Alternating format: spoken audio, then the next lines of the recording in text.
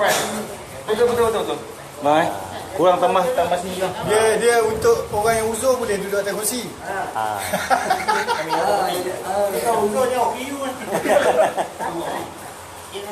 Baik, bismillahirrahmanirrahim. Alhamdulillahirabbil alamin wassalatu wassalamu ala asyrafil anbiya'i wal mursalin wa ala alihi washabihi ajma'in. Allahumma shalli wa sallim ala sayyidina Muhammad wa ala ali sayyidina Muhammad.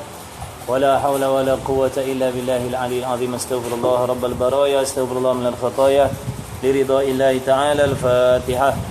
أعوذ بالله من الشيطان الرجيم. بسم الله الرحمن الرحيم.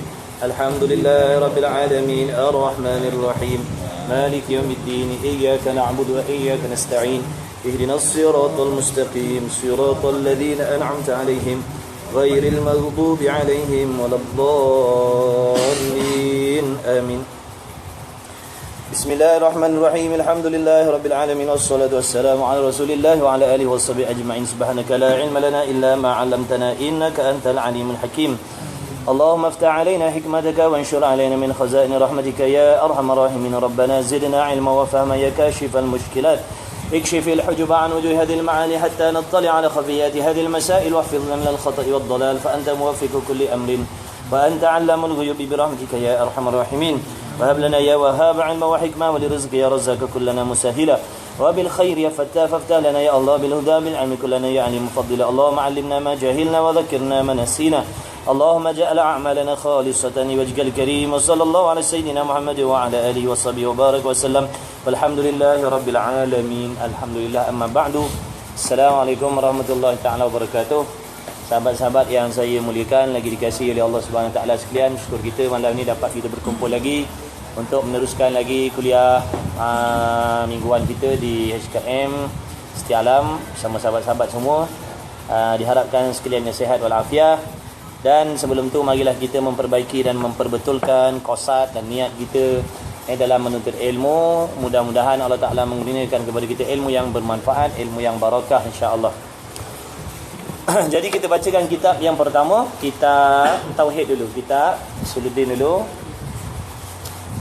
Muka surat 10 kat sini. Berapa? 8. Belum tak tanda pun. Kalau lagi 10 Bukan tanda. 8. Kita lelak, mungkin masa tu tertidur tak? Tak ada tertidur. Tak. Tak tertidur mungkin. Awak tak datang. Itu betul. Patutlah tak tanda. Dah kan dah ada tahu dah tak datang minggu depan. Kan dah cakap awal. Yalah, sebab dia orang baru tahu ni. Behave. Baik, bismillahirrahmanirrahim. Qala Syekhul Musannif rahimahullahu taala wa nafa'ana bi ulumihi fid darain amin. Ada pun keterangan tentang Islam dan iman dah sudah. Jadi iman, Islam tu maknanya mengikut zahir. Islam tu maknanya mengikut zahir segala apa yang diperintah oleh Allah Subhanahu Wa Taala. Jadi apabila lidah kita membenarkan, menyungguhkan apa yang datang daripada Allah Subhanahu Wa Taala, tubuh badan kita melaksanakan apa yang Allah Taala suruh, mayang, puasa dan sebagainya, maka itu dipanggil Islam. Okey, adapun iman itu adalah ibadat hati, ibadat batin, ibadat hati. Maksud iman tu ialah hati membenarkan dan hati menyungguhkan segala perkara yang datang daripada Allah dan Rasul. Hati kita terima, hati kita percaya, hati kita menyungguhkan. Walaupun dia tak buat. Walaupun dia tak buat tapi hati dia menyungguhkan perkara tu, maka dia dipanggil beriman. Baik, malam ni kita nak diterangkan dengan ihsan pula. Apa yang dimaksudkan dengan ihsan? Dan bermula ihsan itu maknanya berbuat baik. Dengan maknanya, dia nak huraikan maksud buat baik macam mana. Berbuat baik dengan makna mengerjakan segala perintah Allah Subhanahu Wa Taala seperti sembahyang, puasa dan sebagainya. Banyak lagi lah ibadat tu kan. Sembahyang, puasa, zakat, haji, umrah dan macam-macam lagi. Jadi melaksanakan segala perintah Allah Ta'ala itu daripada segala yang disuruh itu dengan elok. Maksud elok ni yang mencukupi segala syarat-syarat. Mana kalau kita semayang cukup syarat-syaratnya, rukun-rukunnya, syarat zahirnya, syarat batinnya. Kalau kita puasa pun mengikut syarat-syarat dan rukunnya. Kalau mandi wajib mengikut syarat dan rukunnya. Itu yang dimaksudkan dengan ihsan, berbuat baik tadi tu. Jadi mengikut syarat-syarat dan sempurna rukun-rukunnya. Jadi kita buat ibadat tadi bertepatan seperti mana yang disuruh oleh Allah Subhanahu Wa Taala, mematuhi segala syaratnya, mematuhi segala rukun-rukunnya, sama ada yang zahir ataupun yang batin. Yang batin contohnya ikhlas. Jadi ikhlas ni rukun batin, makna rukun yang ada dalam hati. Kerana seelok mana pun amal yang kita buat, walaupun cukup syarat dan rukunnya pada zahir, seandainya hati kita tidak memiliki keikhlasan, maka tetap juga amal kita tu tidak diterima oleh Allah. Tidak diterima oleh Allah. Maka ikhlas itu adalah merupakan syarat ataupun rukun yang batin. Seolah-olah mengerjakan. Jadi ini dia nak gambarkan apakah maksud membuat baik, membuat ibadat dengan baik tadi, dengan elok tadi. Seolah-olah mengerjakan dan menunaikan perintah Allah Ta'ala itu, seolah-olah kita buat di hadapan Allah Subhanahu Wa Ta'ala. Seolah-olah. Walhal Allah Ta'ala ni bukan suatu jenis zat yang boleh dilihat dengan mata kepala kita. Cuma nak diterangkan di sini bagaimanakah kelakuan seseorang yang bekerja ataupun berkhidmat. Contohnya apabila dia berada depan bos dia. Cukup dengan tak cukup dengan bos dia, dengan CCTV lagi lah. Dia akan membuat pekerjaan tadi dengan sehabis-habis baik, sehabis-habis elok.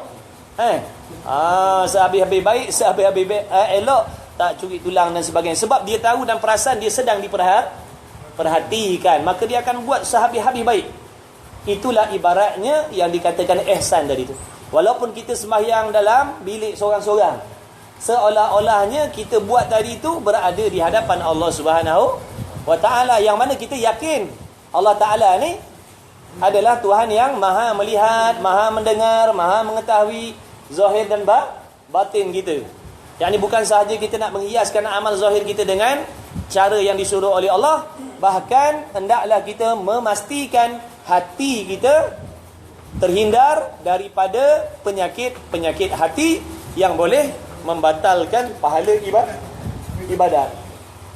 Kita sembahyang seorang-seorang, tiba-tiba timbul penyakit sum'ah ataupun ujub, perasan yang kita ni soleh, perasan yang kita ni baik, perasan yang kita ni banyak ibadat dalam diam-diam, padahal kita seorang je.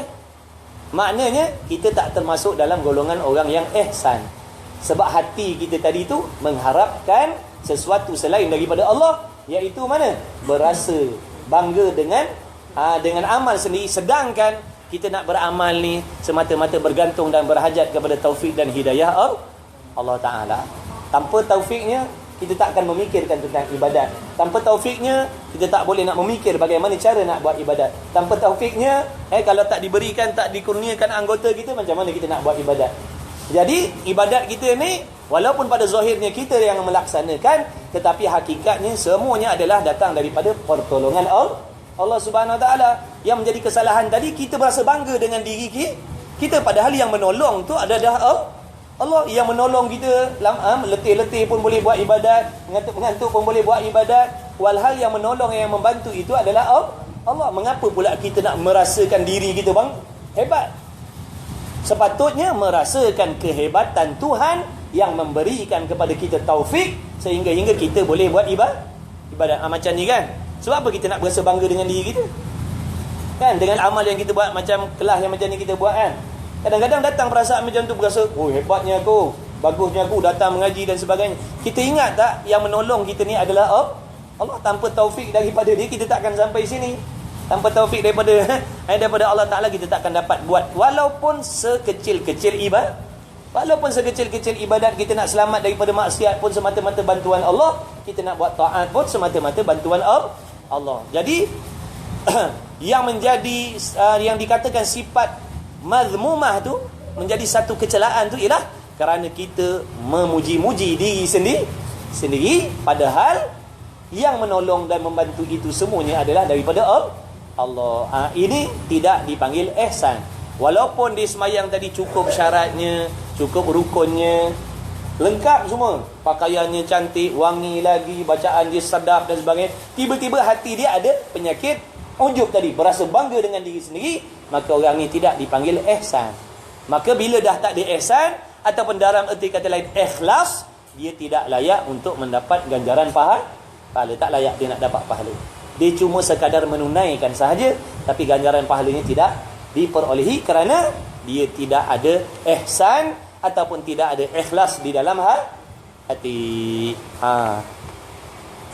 Sebab kita kena tahulah. Sebab tu perlu yakin, bahkan wajib yakin yang mana Allah Ta'ala tu mengetahui zahir dan batin. Apabila kita yakin yang Allah Ta'ala ni mengetahui yang zahir dan yang batin, ya'lamu ma fi sudur, dia mengetahui apa yang ada dalam hati kita, fikiran hati kita, angan-angan, hasrat, sifat yang baik, penyabar, pemaaf, sangka baik ataupun berdendam, tidak memaafkan orang, dengki. Semua tu diketahui oleh Allah, sama seperti Allah Ta'ala mengetahui benda yang zahir. Tidak ada perbezaan di antara benda yang zahir dan yang batin di sisi Allah. Sama je nyata dia. Ini yang dikatakan sifat kesempurnaan Allah. Yang zahir yang batin sama je. Berdetik dalam hati kita memikirkan benda yang tidak baik, diketahui oleh Allah. Maka apabila seseorang hamba tadi telah mengetahui, memahami dan meyakini yang Allah Ta'ala itu memiliki kesempurnaan ilmu sampai macam tu sekali, maka dengan itu dia akan mula mengawal hati dia daripada memiliki sifat-sifat yang tak baik. Sebab dia yakin Allah tahu. Dan tiap-tiap apa yang Allah tahu, Allah akan memberi balasan. Mana kalau Allah Ta'ala tahu dalam hati kita ada perkara baik, maka akan dibalas dengan baik. Makna pahala, syurga. Seandainya Allah Ta'ala mengetahui daripada hati kita tu ada sifat mazmumah, maka akan dibalaslah dengan azab dan seksa. Maka orang yang meyakini tadi akan terhindar. Andai kata datang pun bisikan macam tu, dia tidak akan mengiyakan. Dia akan menolak. Contohnya nak dipuji, dia akan tolak benda tu sebab dia tahu Allah Ta'ala akan menilai hati dia yang ketagih kepada puji-pujian manusia dengan ibadat yang kita buat. Itu namanya sum'ah. Sum'ah ni kita ternanti-nanti orang puji. Kita ternanti-nanti nak dengar pujian manusia. Tertunggu-tunggu walaupun orang tak nak puji kita, tapi kita tertunggu-tunggu bila orang nak cakap ni, bila orang nak cerita ni, bila orang sentiasa tertunggu-tunggu macam tu. Itu namanya sum'ah. Kan biasa kalau kita buat amal, kadang-kadang datang bisikan macam tu. Kadang-kadang kita sengaja pergi cari mana kumpulan yang ramai-ramai, kita pergi di situ semata-mata kita nak dengar pujian dengan amal yang kita dah dapat. Maka hati yang baik dia akan menafikan, melawan bisikan tu. Kita tak ikutkan. Jadi ada ubat dia lah. Sebab tu kita nak baca kitab ni. Kitab ni penawar bagi hati ni. Ini orang panggil ilmu untuk mengetahui sifat madmumah ataupun sifat mahmudah dalam hati. Bagaimana untuk memperbaiki dan mengubati hati yang berpenyakit tadi tu. Ujub, riya, takabbur, sum'ah, hubbul jah. Hubbul jah ni kasih jadi ketua. Kasihkan kebanggaan. Hubbul riyasah, kasih nak jadi ketua. Hubbul mal, kasihkan harta. Hubbul ta'am, kasihkan makan. Macam-macam lagi. Itu semua adalah merupakan sifat-sifat kecelaan di sisi Allah Ta'ala. Jadi semuanya ada penawar dia. Ada penawar dia, iaitu dengan ilmu dah. Orang panggil ilmu tasawuf. Ilmu tasawuf ni untuk nak mengajar kita apakah itu ikhlas. Jadi sebab tak guna kalau pada zahirnya kita buat baik tapi hatinya tidak bertepatan seperti mana yang Allah kehendak. Tetap sia-sia juga amal baik yang kita buat. Kerana amal yang zahir ini ada berkait rapat dengan amal batin. Semayang ada kait dengan hati, puasa ada kait dengan hati, kita buat baik tolong orang ada kait dengan hati, kita bersedekah kalau kita bersedekah tapi nakkan pujian, habis pahala sedekah kita kan. Kita buat baik nakkan dipuji sebagai orang yang baik, habis amal kita. Berqiyamul lail tiap-tiap malam susah payah kita bangun semata-mata nak harapkan supaya orang berbaik sangka dengan kita yang kita ni ahli ibadat. Kita mengaji supaya orang puji yang katakan kita ni orang mengaji, habis pahala mengaji kita. Jadi kita kena jagalah yang zahir dan yang batin, semuanya dengan ilmu. Itu yang dimaksudkan dengan ihsan. ataupun di tempat lain diibaratkan dengan ikhlas. Ikhlas. Ikhlas ni makna semata-mata hati kita mempersembahkan amal ibadat tadi kepada Allah saja, bukan ada kepentingan diri. Bukan untuk dipuji dan sebagainya, bukan untuk mendapatkan harta benda dunia dan sebagainya. Itu orang panggil ikhlas. Macam kita rider selalu buat amal, kan? Raih amal, bantu sini, bantu sana, tolong pakai miskin. Itu amal, banyak pahalanya. Tapi kalau hati kita nak dipuji sebagai orang, oh aku rider yang baik, kan? Suka buat amal. Kalau kita nakkan benda tu, habislah program amal yang kita buat tu. Sebab tu kita nak buat benda-benda macam ni. Kita nak adakan kelas ni sebab tak nak amal yang kawan-kawan dah buat tu jadi sia-sia. Walhal dia orang tahu benda ni ada pahala. Benda macam ni Allah suka, Allah kasih, Allah sayang. Tapi mereka tidak tahu nak mendapatkan pahala ni ada syarat-syarat yang lain. Bukan sekadar buat dah tentu dapat pahala. Buat dapat pahala. Dah, dia ada syarat yang lain. Contoh macam tadi lah, kalau buat tapi tak ikhlas, sia-sia juga. Buat amal tapi kita tak solat, sia-sia juga. Kan? Bagilah derma bantuan fakir miskin 100,000 sekalipun. Tapi kalau kita tak solat, 1 sen pun pahalanya kita tak peroleh. Tak boleh, jadi sia-sia lah. Buang masa, buang harta, buang macam-macam lagi. Padahal pahalanya tak dapat kita perolehi. Maka ilmu ni penting. Jadi orang lain buat baik dapat pahala, kita dah buat baik pun dapat pahala. Baguslah, betul. Kalau tak orang lain buat amal, program amal dapat pahala, kita buat program amal sia-sia. Cuma dapat sebutan je lah. Orang kata bagus grup ni, bagus grup tu, bagus rider ni, bagus rider ni, suka bantu orang. Cuma dapat pujian je lah. Besok balasan di hari kiamat tak dapat. Ini yang kita nak buat benda ni.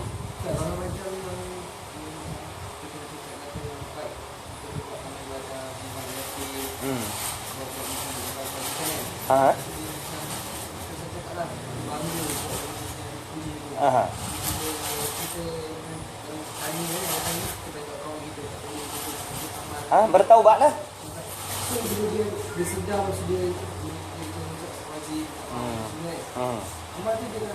Digantikan dengan pahala yang lain.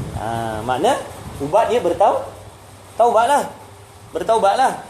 Makna setelah kita tahu rupanya tak boleh macam tu, maka bertaubatlah. Makna berazam dalam hati, aku tak nak lagi dah timbulkan perasaan yang macam ni untuk amal-amal kebajikan yang seterusnya. Sebab dah tahu dah tak boleh buat macam ni. Buat macam ni membatalkan pahala, mengaku bersalah, menyesal dengan Allah dan azam tak nak ulang lagi. Kalau betul niat kita tu ikhlas, bertaubat daripada dosa-dosa hati tadi tu, Allah Ta'ala akan menggantikan dengan pahala yang lain yang lebih sempurna. Sebab tu untung orang yang taubat ni, untung. Walaupun dia buat dosa, tapi kalau dia taubat, Allah gantikan dengan pahala. Bukan makna kalau dia minta ampun makna pahala kosong. Dah, digantikan dengan kebajikan. Digantikan dengan kebajikan. Tu hadiah daripada Allah kepada orang yang bertaubat. Jadi rugilah orang yang buat salah tapi tak nak taubat, rugilah. Padahal Allah Ta'ala akan menggantikan. Tapi tak nak juga kita minta ampun dengan Allah. Makna salah kita lah, bukan salah Allah. Baik.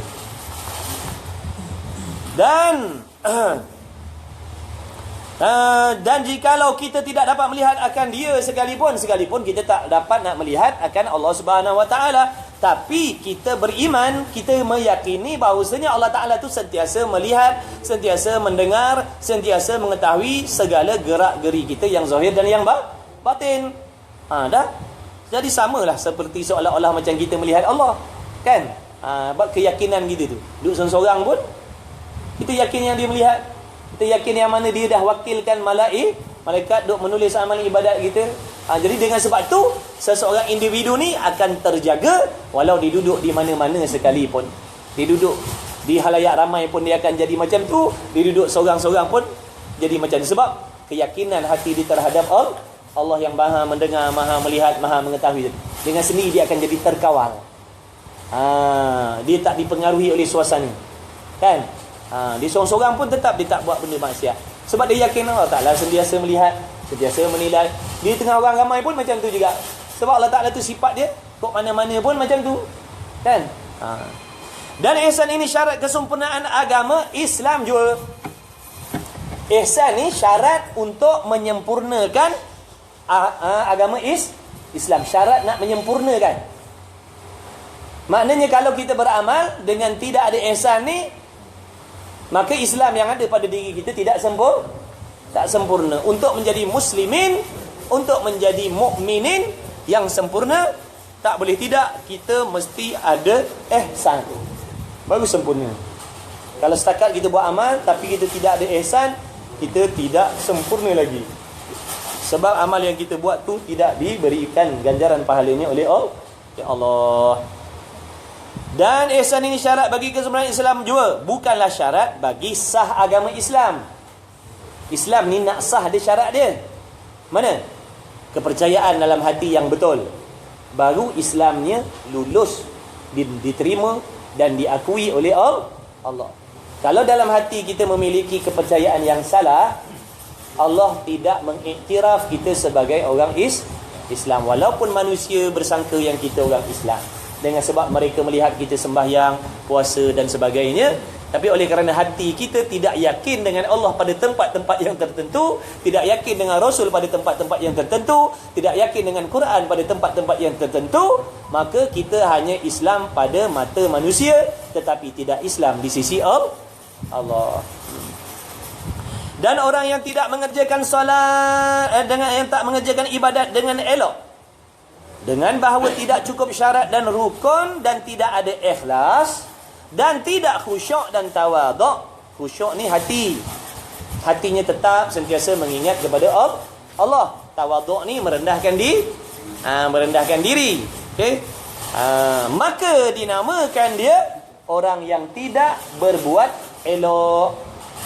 Kita ni dipanggil orang yang tak berbuat elok apabila kita menunaikan ibadat tidak menempati syarat-syarat dan rukun. Maknanya di sisi agama kita ni bukan orang yang buat baik. Faham tak tu? Dan bila kita sembahyang tak cukup syarat rukun, hatinya tidak ikhlas, makna di sisi Islam kita tidak termasuk dalam orang yang buat baik. Sebab kita buat tadi tidak menempati syarat-syarat dan rukun-rukun seperti mana yang disuruh oleh Allah. Ya Allah. Maka apabila kita ni dah termasuk dalam golongan orang yang tidak berbuat elok dengan Allah, maka tidak sempurnalah agama Islam dan tidak ada hak lagi menerima ganjaran pahala daripada Allah. Tak layak nak dapat pahala. Rugilah. Sabda Nabi sallallahu alaihi wasallam daripada Sayyidina Umar radhiyallahu ta'ala anhu. Sayyidina Umar ibn al-Khattab radhiyallahu ta'ala anhu berkata, "Ya, bainama nahnu julusun 'inda Rasulillah sallallahu alaihi wasallam dzata yaumin." Jadi satu amalan, sambil-sambil kalau kita dengar selawat, kita sambut selawat. Kalau tak, termasuk dalam golongan orang yang Nabi kata orang bakhil. Barang siapa yang mendengar nama aku, orang yang berselawat atasku tapi mereka tidak menyambutnya, maka mereka adalah orang yang bakhil, kata Rasulullah SAW. Orang yang miskin, orang yang kedekut, kata Nabi.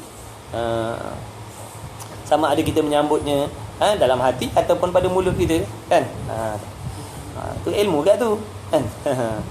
Baik, bainama nahnu julusan 'inda Rasulillah sallallahu alaihi wasallam dzata yaumin idh tala'a 'alaina rajulun shadidul bayadi thiyabi shadidus sawadi sya'ri la yura 'alaihi atharu as-safari wa la ya'rifu minna ahadun hatta jalasa ila an-nabiy sallallahu alaihi wasallam fa asnada rukbatayhi ila rukbatayhi wa wada'a kaffayhi 'ala fakhidhayhi fa qala wa qala ya Muhammad akhbirni 'anil Islam. فقال رسول الله صلى الله عليه وسلم أن تشهد أن لا إله إلا الله وأن محمد رسول الله وتقيم الصلاة وتؤتي الزكاة وتصوم رمضان وتحج البيت أن استطعت إليه سبيلا فقال صدقت فعجبنا له يسأله ويصدقه قال فأخبرني عن الإيمان قال أن تؤمن بالله وملائكته وكتبه ورسله واليوم الآخر وتؤمن بالقدر خيره وشره قال صدقت قال فأخبرني عن الإحسان قال أن تعبد الله كأنك تراه فإن لم تكن تراه فإنه يراك. Artinya hadis Nabi sallallahu alaihi wasallam, di antara kami menduduki kami di sisi Rasulullah sallallahu alaihi wasallam. Katanya siapa tadi? Sayyidina Umar. Sayyidina Umar kata sewaktu kami sedang duduk bersama-sama berhimpun berkumpul dengan Nabi sallallahu alaihi wasallam, Tiba-tiba katanya, kelihatan atas kami seorang laki-laki yang sangat putih pakaiannya dan bersangatan hitam rambutnya, dan tidak nampak bekas-bekas, yakni tidak ada nampak tanda-tanda perjalanannya, tak nampak tanda-tanda orang yang musafir. Tengah duduk macam ni, dia di antara perangai dan akhlak sahabat Nabi, dia sentiasa mengerumuni Rasulullah SAW. Sebab apabila dia duduk dengan Rasul, dia akan dapat ilmu. Itu akhlak sahabat Nabi. Mana-mana Nabi pergi, mesti dia nak follow. Sebab dia tahu akan dapat ilmu. Dia bukan pakat-pakat menjauhkan diri dah. Dia pakat-pakat nak rapat dengan Rasulullah. Begitulah kita kena tiru. Maknanya mana-mana orang yang ada ilmu, mana-mana majlis ilmu, mana-mana tok guru, kita kena rapatkan diri, kerana ulama-ulama itu adalah pewaris Nabi sallallahu alaihi wasallam. Maka orang-orang yang mengambil berat, membantu menolong ulama-ulama ni, termasuklah mereka itu seolah-olah sahabat Nabi radhiyallahu taala anhum. Sama je. Ulama pewaris Nabi. Orang yang mengambil berat dengan ulama, menolong ulama, adalah seolah-olah sahabat Nabi. Sahabat Nabi kan, dia membantu perjuangan Nabi sallallahu alaihi wasallam. Ada yang sampai 3-4 kali habis hartanya membantu Rasulullah. Dah ada harta, habis diinfakkan untuk Rasulullah menyampaikan agama Islam. Dia cari harta lagi, jadi orang kaya lagi, dihabiskan hartanya membantu Rasulullah. Habis lagi, dia cari harta lagi, dan habis 3 kali habis hartanya kerana membantu Rasulullah SAW. Itu kelakuan sahabat. Orang yang kaya, yang ada agama dalam diri dia. Dia jadi macam tu. Dia ketagih, dia jadi tamak haloba dengan akhirat. Dia tak sayang harta. Yang nama bakhil ni, yang dipanggil bakhil ni, orang yang bakhil mengeluarkan harta untuk agama. Untuk agama dia bakhil. Adapun untuk benda yang sia-sia, dia pemurah. Sepatutnya terbalik. Untuk yang sia-sia lah kita kena bakhil, untuk maksiat lah kita kena bakhil, untuk agama jangan bakhil, kerana dia tidak termasuk dalam benda yang membazir. Kan? Satu bahagian lembu korban RM900 contohnya. Adakah membazir? Tak, sebab itu untuk manfaat akhirat kita. Hari ni kita derma RM2,000. Adakah membazir? Tak membazir, kerana nanti akan dilipat kali gandakan oleh Allah di hari kiamat. Yang dikata membazir ni, seseorang yang menahan hartanya daripada melakukan taat kepada Allah. Itu bakhil. Sepatutnya dalam perkara maksiat dan sia-sia tu yang kita nak kena bakhil. Adapun dalam bab yang ada manfaat selepas daripada mati, jangan kita bakhil. Sebab benda tu tidak membazir, tak dipanggil membazir. Harta kitanya sebenarnya tidak habis, kerana akan dilipat kali gandakan nanti di hari kiamat. Kemudian tidak nampak bekas-bekas perjalanannya, dan tidak mengenal akan dia oleh seorang daripada puak kami ni, kata Saidina Umar. Kami tak kenal siapa lagi-lagi ni, tiba-tiba muncul je. Nak kata orang jauh, tak ada nampak musafir pun. Elok bersih jubahnya, rambutnya terurus. Kalau dah musafir di padang pasir, tentulah busuk masai. Padang masya pula Derau darah Cepatnya kemas. Derau darah. Tak apalah, mengingat akhirat tu. Kita akan pergi sana juga, mau tak mau. Sebut syurga tu pun sedap kan. Ini kita bocor. Kan? Jadi sahabat semua terpinga-pinga, siapa laki-laki ni? Kalau nak kata orang dekat, mesti ada yang kenal.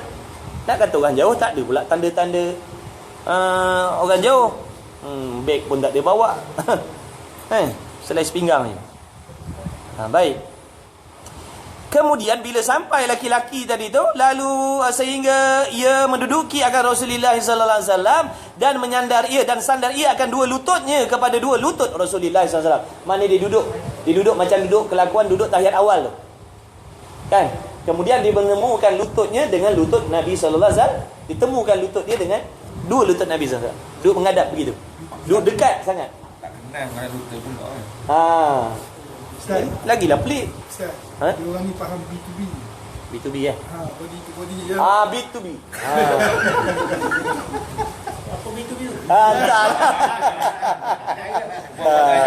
Dia yang jauh. Maknanya dia menyentuhkan dua lututnya dengan dua lutut Nabi SAW. Sebab Nabi duduk suka duduk macam tu, duduk macam tahiyat awal tu. Jadi dia bertemukan dua lututnya dengan, makna nampak rapat sangat lah tu. Kalau sebarang orang tak kenal takkan tiba-tiba buat macam tu kan. Ni yang sahabat jadi terpinga-pinga siapa ni. Lepas tu dan meletakkan dua tangannya di atas dua peha Rasulullah SAW. Lepas tu diletakkan pula tangannya di atas peha Nabi SAW. Lagilah pelik kawan tu. Lepas tu berkata ia, yakni bertanya, ya Muhammad sallallahu alaihi wasallam, beritahu akan saya daripada Islam. Oh, rupanya nak tanya, datang tadi nak bertanya apa itu Islam. Sabdanya Nabi SAW, yakni menjawab pertanyaan laki-laki tadi, bahawa menyaksi engkau, yakni dengan lidah, bahawasanya tidak ada Tuhan melainkan Allah. Jadi dia dah ditanya apa itu Islam, Nabi pun bagilah tahu. Maknanya lidah menyaksikan yang Allah tu Tuhan, dan bahawasanya Muhammad Rasulullah sallallahu alaihi wasallam, dan Muhammad itu adalah utusan daripada Allah, dan mendirikan engkau akan sembahyang, makna melaksanakan sembahyang seperti yang disuruh oleh Allah. Cukup syaratnya, cukup rukunnya, rukun qaulinya, rukun fi'linya, ikhlas hatinya. Itu maksud solat yang diperintah oleh Allah. Solat yang didirikan bertepatan dengan syarat-syarat dan rukun. Adapun kalau kita menunaikan solat, mandi wajibnya tak betul, solat wuduknya tak betul, solat rukun fi'linya tak betul, solat tumakninahnya tak ada, rukun qaulinya salah, maka ini adalah solat yang tidak disuruh oleh Allah. Bukan tu solat yang dimaksudkan, yang Allah Ta'ala suruh, wa aqimus solah tu, bukan. Bukan sembahyang tu yang Allah suruh. Yang Allah suruh ni sembahyang yang mendirikan dengan syarat-syarat dan rukun. Dah macam mana kita nak solat dengan syarat dan rukun? Belajar tentang sebab tu kita belajar kitab ni dulu. Tak sembahyang ni sebab kita nak pakai hari-hari, sebab kita nak guna hari-hari. Lagi pula sembahyang yang didirikan dengan syarat dan rukun yang betul ini, di antara manfaatnya akan mengubah diri seseorang itu daripada tidak baik menjadi baik, manfaat daripada sembahyang tu. Seperti mana yang Allah dah jamin dah, innas salata tanha 'anil fahsya'i wal munkar. Sesungguhnya sembahyang tu, makna sembahyang yang baik, yang betul, yang ikhlas itu, yang khusyuk, yang tawaduk itu akan menyebabkan seorang itu terhindar daripada perbuatan keji dan munkar. Dulu dia tak kisah dengan dengki, dulu dia tak kisah kalau dia tak pemaaf, tapi apabila dia dah dapat berjaya mendirikan solat seperti mana yang Allah suruh, dia akan dah akan timbul rasa bersalah dah benda-benda macam tu. Dulu dia biasa tak kisah, nak buat dosa maksiat pun dia buat tak kisah, tapi apabila Allah Ta'ala bagi manfaat, dia dah rasa bersalah dah. Dulu dia seronok, buat salah pun seronok. Sekarang buat salah dah jadi dah rasa bersalah dah. Dulu buat salah tapi tak rasa bersalah, rasa bangga lah pula tu. Dah lah buat salah, rasa bangga pula dengan kesalahan tu. Dah lah kita buat maksiat, berasa bangga pula dengan maksiat tu.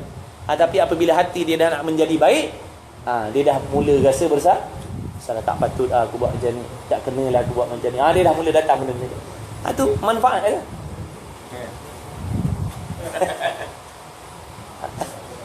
Dulu tak mengaji rasa tak kisah. Sekarang kalau datang dah rasa macam macam tak kena motor tak nak motor pun tak nak. Jangan macam tu bro. Boleh untar lah. Masya Allah, tabarakallah. Baik, dan sembahyang dan mengeluarkan engkau akan zakat dan berpuasa engkau di dalam bulan Ramadan dan menunaikan engkau akan fardu haji ke Baitillah jika kuasa engkau kepadanya akan jalan. Jadi bila Nabi SAW dah menjawab pertanyaan laki-laki tadi tentang Islam, lalu berkatalah laki-laki itu, benar engkau ya Muhammad. Tadi dia tanya, lepas tu Nabi dah jawab, dia kata betul. Lagilah pelik sahabat. Tadi datang tanya, lepas tu Nabi dah jawab, dia kata betul lah pula tu. Tak tahu nak jalan nak datang sini, jumpa pak cik di depan tu. Pak cik, break emergency pak cik tu. Mana jalan nak BHKM? Masuk sini ada traffic light gini. Betul masuk kiri tu, kedai nombor sekian. Betul tu pak cik. Agak-agak pak cik tu. Pelempang kita dapat. Tadi kau tanya aku. Bila aku dah tegang kau kata betul pula. Kau ni tahu ke tak tahu? Ini yang berlaku ni, sahabat jadi terpinga-pinga. Siapa ni laki-laki? Kemudian menanya lagi laki-laki itu, wahai Muhammad sallallahu alaihi wasallam, beritahu akan saya daripada iman. Iman tu apa pula? Islam tadi dah faham dah. Iman tu apa pula? Sabdanya Nabi sallallahu alaihi wasallam, yakni menjawab persoalan laki-laki tadi, bahawa percaya engkau, yakni dalam hati kamu percaya akan Allah Taala, dan percaya makna yakin akan Allah, yakin akan malaikat dan segala kitab-kitabnya. Maksud percaya kepada Allah seperti mana yang dah dihuraikan dulu, meyakini yang Allah Ta'ala itu Tuhan, serta hatinya menerima dan membenarkan apa sahaja yang datang daripada Allah. Kemudian beriman dengan malaikat. Kita meyakini bahawasanya malaikat itu ada, dijadikan oleh Allah, yang jumlahnya sangat banyak, yang tidak ada siapa pun yang mengetahui melainkan Allah, yang mana malaikat ini bukan daripada jenis laki-laki dan perempuan, dia tidak bersifat seperti mana sifat-sifat manusia. Barang siapa yang mengatakan malaikat itu perempuan ataupun mengatakan malaikat itu betina, maka jatuhlah ia kafir. Barang siapa yang mengatakan malaikat itu perempuan ataupun betina, ataupun girls, ayah nyambui dia cakap, maka rosaklah akidah. Kalau dia kata malaikat itu laki-laki, dia jatuh fasik. Dia jadi orang fasik. Orang fasik ni orang tak terpakai lagi Islam. Orang tak ada guna maksudnya. Itu nama fasik. Dia punya penyaksian tak boleh nak diambil, sebab dia ni jenis orang tak boleh pakai. Maksud macam tu, fasik. Kan macam saksi nikah kan, fasik tak boleh, sebab Islam tak iktiraf dia. Di antara tanda nak jadi fasik, mana? Mengekalkan buat dosa kecil, sentiasa mengekalkan buat dosa kecil dan tidak mahu bertaubat daripada dosa besar pun jadi fasik juga. Menyebabkan kita jadi fasik. Mengekali buat dosa kecil dan tidak bertaubat daripada dosa besar pun jadi fasik juga gitu. Sebab tu kita nak kena selalu beristighfar. Makna kita tak nak dalam keadaan andai kata datang kematian kita, mati dalam keadaan fasik. Nauzubillah min zalik. Sebab tu sebelum kita nak pergi ride mana-mana, buat persiapan betul-betul dengan taubatnya. Sebab kita tak tahu, rasa macam sampai, tak tahu lori dia buat U-turn kan. Jadi sebelum tu istighfar siap-siap, syahadah siap-siap, maafkan orang siap-siap, sebab kita tak tahu. Ini orang kebaikan, makna untuk orang yang mengingati mati. Kalau sampai alhamdulillah, kalau tak sampai pun alhamdulillah, sebab kita dah ada persiap, dah minta maaf dengan Allah, ampun dah, taubat, ya Allah aku tak nak dah buat benda-benda lagi tu. Aku dah maafkan semua. Kalau dah persiaan ada, glove ada, tak pakai pun. Glove ada, helmet ada, motor ada tapi Motor ada tapi glove tak pakai. glove tak pakai itu nantilah lepas ni kita jawab lah. Itu glove tak. Najis tu buat najis. Itu bak najis nanti. Glove tak pakai glove tu sama-sama ni kan tak habis kitab ni kita baca ni. Itu makam dia lain yang ikut. Bahasanya baik. Jadi yang dimaksudkan iman tu percaya engkau akan Allah Ta'ala dan percaya engkau akan malaikat dan segala kitab-kitabnya, mana Quran, Taurat, Zabur, Injil yang asal, serta mempercayai dan meyakini segala isi kandung yang ada di dalam Al-Quran. Tak ada pilih-pilih, semua dia percaya, semua dia terima, semua dia yakin. Tapi kenapa sekali Taurat, Zabur, Injil kita jangan pakai? Sebab Taurat, Zabur, Injil yang ada sekarang ni telah diubah suai. Upgrade. Dah mereka dah. Tak payah tanya. Belum orang tak datang. Alamak Tuhan. Makna yang disuruh percaya tu adalah kitab Taurat, Zabur, Injil yang asal. Adapun yang sekarang ni tak boleh dah. Sebab dah banyak diubah suai. Mana yang tak bertepatan dengan hawa nafsu mereka buang, mereka gantikan dengan yang lain. Sebab tu kita tak boleh pakai geng-geng tu. Walaupun dia nak mengaku dia ahli kitab, dia bukan ahli kitab yang asal. Ahli kitab ni adalah orang yang beriman dengan Taurat, Zabur, Injil yang asal. Itu ahli kitab. Yang sekarang ni dia beriman dengan Taurat, Zabur, Injil yang dah diubah, maka tak pakai palsu lah tu. Dan akan hari kiamat, dan percaya engkau dengan qadarnya, baiknya qadar dan jahatnya. Makna kita yakin dan percaya bahawasanya segala perkara yang baik dan buruk itu adalah dengan kehendak Allah serta dijadikan oleh Allah Ta'ala. Itu pelajaran minggu lalu. Jadi boleh tengoklah dekat kita punya wall Oh, wall. Minggu lepas punya ada kuliah tu. Kalau tak sempat boleh tengok sana. Kemudian menanya pula laki-laki tu. Suka bertanya laki-laki ni tanya. Beritahu sebab dengan anak dapat ilmu tu di antaranya adalah dengan bertanya. Luh kaki bang, tak apa. Sakit lutut ke, semut-semut ke, ular-ular ke, krem ke. Beritahu akan saya ya Muhammad daripada ihsan. Sabdanya Nabi sallallahu alaihi wasallam bahawa engkau mengerjakan ibadat akan Allah Taala seolah-olah engkau melihat akan Allah Taala, maka jika engkau tidak nampak akan dia, maka ia Allah tetap melihat akan kau. Sama ada kita mengingat kepada Allah ataupun tidak, tetap kita ni duduk dalam pemerhatian Allah. Tak kira mana keadaan, mana waktu, mana tempat, mana sudut, sentiasa tidak terlepas daripada penglihatan, pengetahuan dan pendengaran Allah. Mana kita nak lari? Tak boleh lari. Nak lagi mana? Nak mengumpat diam-diam dalam hati, nak merungut. Allah tahu rungutan kita. Kan? Mulutnya diam tapi hatinya merungut. Tak patutlah Tuhan buat macam ni. Sepatutnya gini. Kokeng dalam mulut kita. Allah tahu tak? Tahu. Jadi macam mana pandangan Allah terhadap kita? Maknanya Allah nampak, Allah tahu yang kita ni hamba-Nya yang tidak redha dengan qada Allah. Sebab dalam hati kita duk macam-macam komplain. Walaupun tak komplain kat mulut, tapi dia tahu yang kita komplain dalam hati. Maka kena tahan mulut dan hati. Kena bersangka baik dengan Allah. Kadang-kadang mulut boleh tahan, tapi dalam ni dia tahu. Jadi orang yang sempurna dia akan jaga tu dalam tu. Dia akan perbaiki. Baik, maka nyatalah bahawasanya kebentukan Islam yang sempurna itu adalah dengan berhimpun 3 perkara yang tersebut. Makna untuk menjadi seorang Muslim ataupun untuk nak menjadi seorang Muslimah yang sempurna, kenalah berhimpun 3 benda ni dalam diri kita, iaitu Islam dengan makna buat apa yang Allah suruh, tinggalkan yang Allah larang. Yang kedua, hati kita mempercayai dan meyakini segala hukum hakam yang datang daripada Allah dan Rasul, walaupun hukum hakam itu bercanggah dengan hawa nafsu kita, hati kita terima. Macam orang perempuan kan, nafsu dia suka tak dengan poligami? Nafsu dia tak suka, bercanggah dengan nafsu dia, tapi oleh kerana dia tu yakin dengan Allah dan Rasul, hatinya terima hukum tu, hatinya membenarkan walaupun nafsunya tak suka. Faham tak tu? Nak redha ni guna akal, bukan guna nafsu. Nafsu memang tak redha. Majlis kita ni pun nafsu tak suka.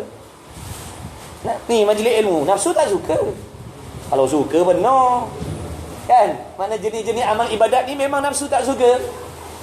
Sembahyang nafsu tak suka. Puasa lagi nafsu tak suka, tak boleh makan, tak boleh minum macam-macam. Tapi hati kita meyakini, menerima hukum hakam tu, membenarkan, menyungguhkan hukum tu daripada Allah. Hukum ni sebenar. Jangan kita tak suka serta kita kata hukum ni tak betul. Ini baru jatuh kufur. Dia tak percaya, dia tak suka dengan hukum poligami. Dia tak suka dengan poligami, nafsunya tak suka, serta hatinya mengatakan hukum ni tak betul. Nampak tak tu? Ini baru jatuh kafir. Dia tahu yang semayang, dia tak suka dengan semayang, serta hatinya dia tak nak semayang, serta hati nafsu dia tak suka semayang, serta hatinya pun tak percaya dengan hukum semayang, baru jatuh kafir. Nauzubillah min zalik. Jadi kita jahat-jahat pun, nakal-nakal pun jangan sampai hati kita menolak hukum hakam Allah.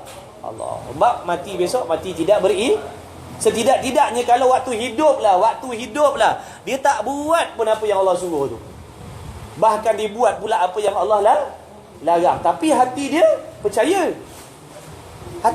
Semayang tu wajib, puasa tu wajib, zakat tu wajib, umrah tu wajib, dan macam-macam lagi yang haram-haram, yang halal. Hati dia tahu, hati dia terima. Walaupun begini, makna lambat launnya besok di hari kiamat orang jenis ni akan masuk syurga juga, sebab hatinya beriman. Tapi dia tak boleh masuk syurga tanpa hisab lah.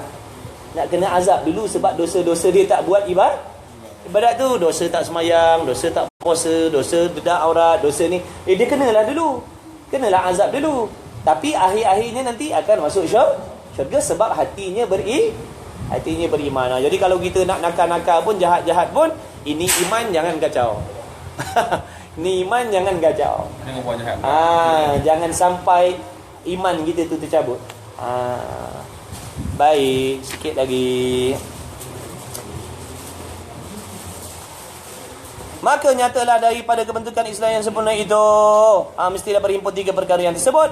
Bukanlah semata-mata mengaku dengan lidah dengan Islam juga, padahal tidak menunaikan segala rukun Islam dan rukun iman dan ihsan yang tersebut.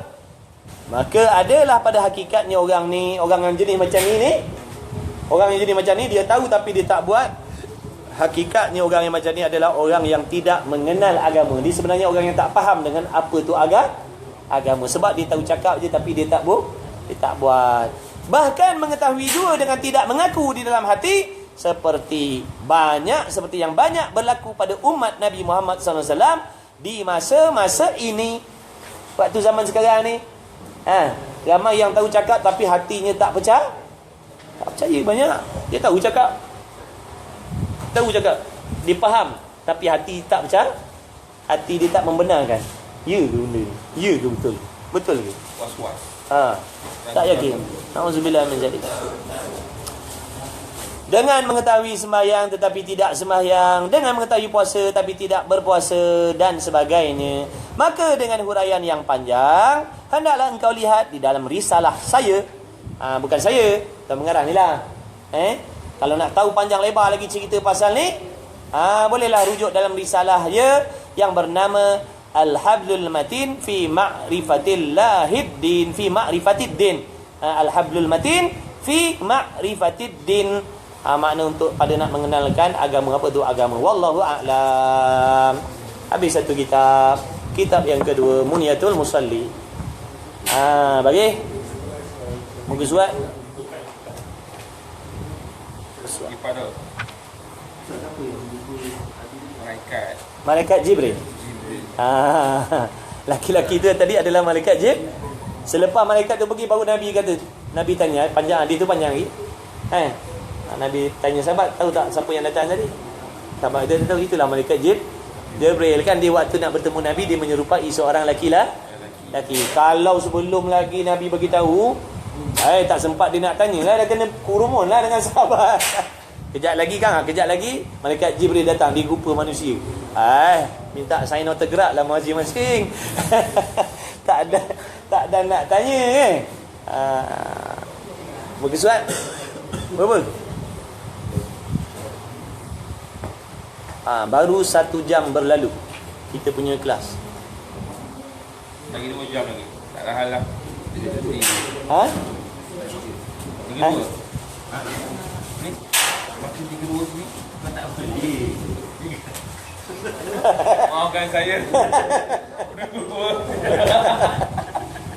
37. Perkara penyempurnaan sembahyang. Kan? Tak, mana ada tanya. Bismillahirrahmanirrahim. Qala Syekhul Musannif rahimahullah ta'ala wa nafa'na bi ulumi fid darain amin. Minumlah kopi lah.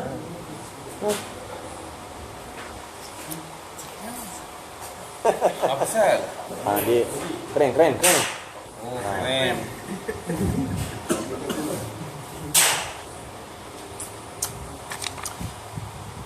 Perkara penyempurnaan sembahyang.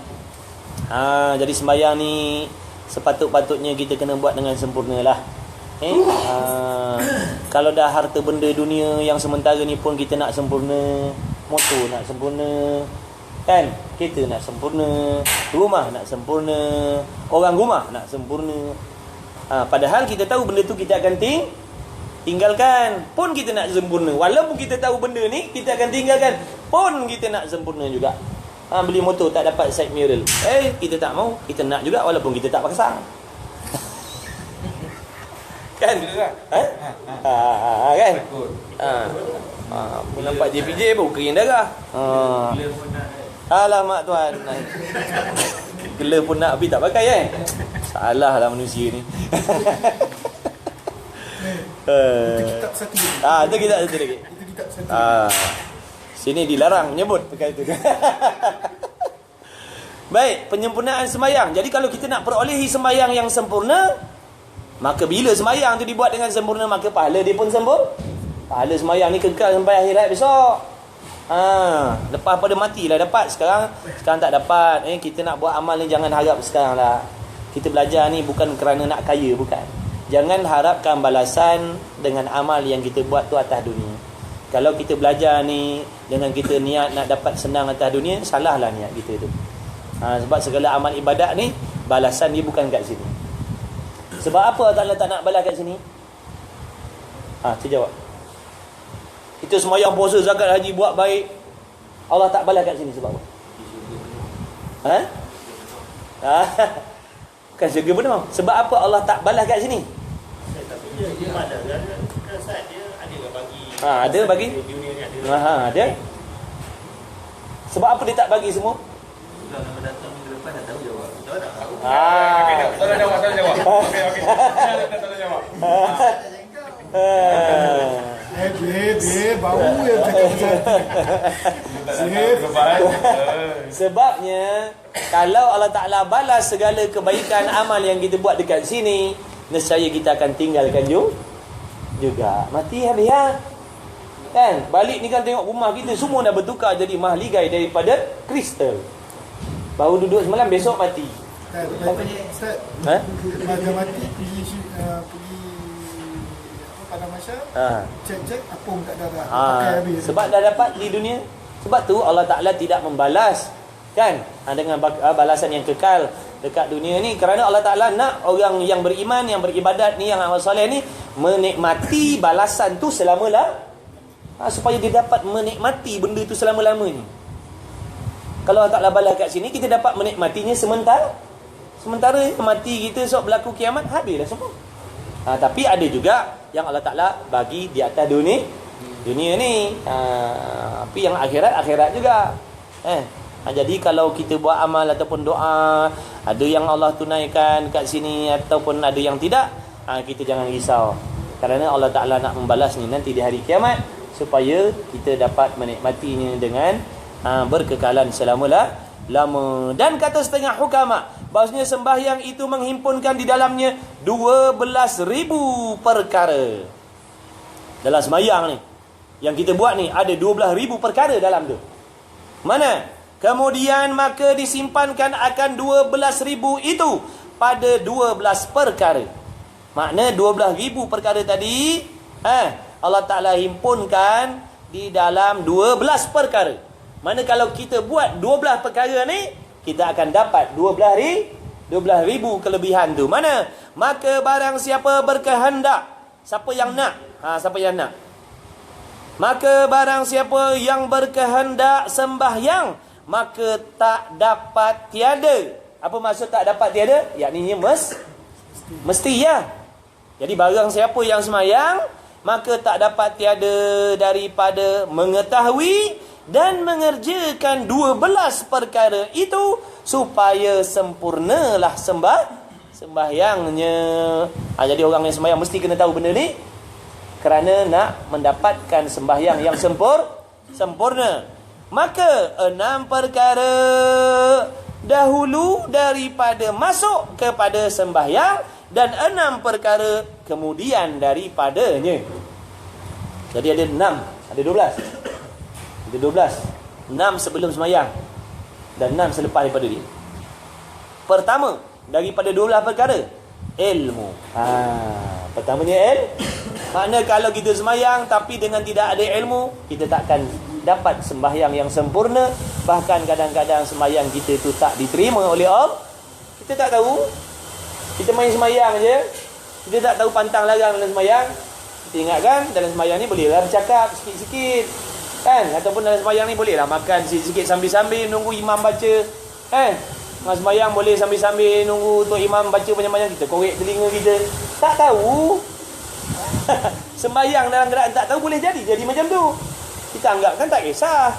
Kita ingatkan tak apa. Rupanya tak boleh. Rupanya tak boleh.